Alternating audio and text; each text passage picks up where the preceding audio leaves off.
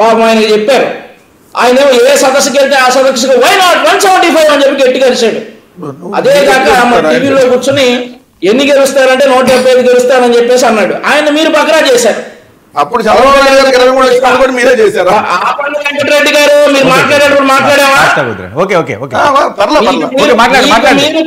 మీరు జగన్మోహన్ రెడ్డి బకరా చేసేసి మీరు బకరాలు అయిపోయి పక్కన వాళ్ళు అంటూ ఉంటారా మీరు?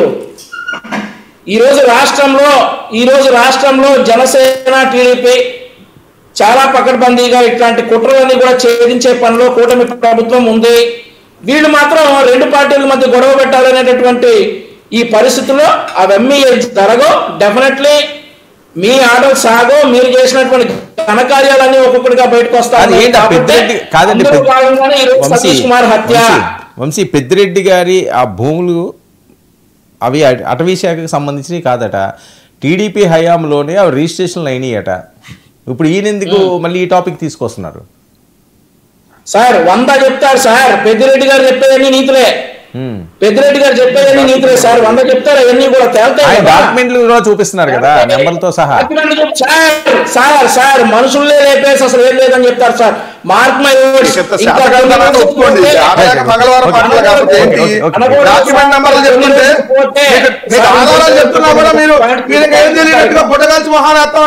నేను అడిగిన దానికి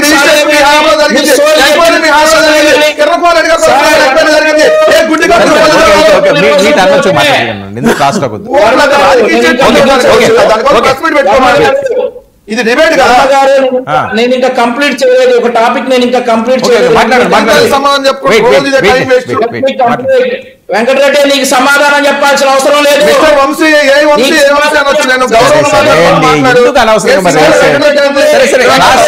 ఒక నిమిషం ఉండండి, క్రాస్ తాగొద్దు, మాట్లాడండి. వర్మ గారు మాట్లాడండి. నేను ఇంకొక విషయం చెప్పాలి. చెప్పండి. ఇంకొన్ని రోజులు పోతే ఈ రోజు చనిపోయినటువంటి సతీష్ కుమార్ ఆయన బంధువులే హత్య చేశారని చెప్పేసి వైఎస్ఆర్ కాంగ్రెస్ పార్టీ వాళ్ళు వాగుతారు. ఎందుకంటే చెల్లికి పెళ్లి చేయాలి మళ్ళీ అంటే శోభనం చేయాలట. ఏం మాట్లాడుతున్నాడండి వెంకటరెడ్డి? బుద్ధుని మాట్లాడుతున్నాడా టీవీ ఛానల్స్ లో? ఇట్లా నాకు బుద్ధి ఉంది కాబట్టి తెలుగుదేశం వాళ్ళగా గడ్డి తెలియదు కాబట్టి వాస్తవం మాట్లాడుతున్నా. నేను ఇందాక మాటకి నేను ప్రూఫ్లు చెప్పా. సీత చెప్పు గుడ్డిగా రోజు వాడడం కాదు కదా. సీత చెప్పు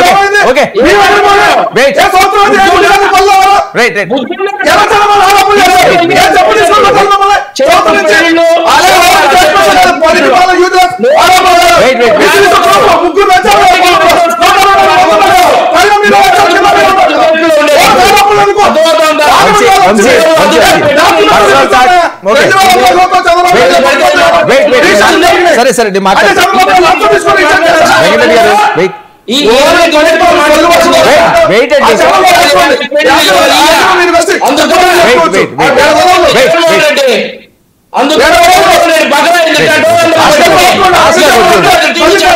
టైం వేస్ట్.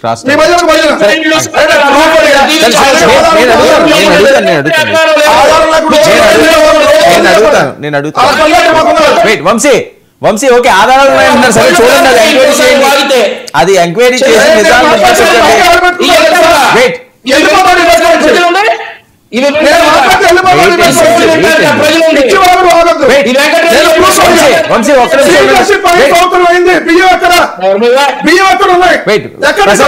ప్రసాద్ గారికి ఇవ్వండి. అరే మీకు చేత కాకపోతే ప్రసాద్ గారికి ఇవ్వండి. ప్రసాద్ గారు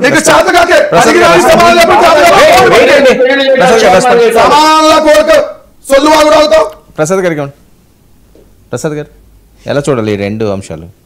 ముందుగా 99 టీవీ ప్రేక్షకులకు నమస్కారం అండి. అలాగే ఈ ప్యానల్లో ఉన్న మిత్రులకి మీకు కూడా నమస్కారం సార్. ఒక విషయం నేను చెప్పగలను, ఈ రెండు విషయాల్ని రెండు డిఫరెంట్ సినారియోస్లో చూడవలసిన అవసరం.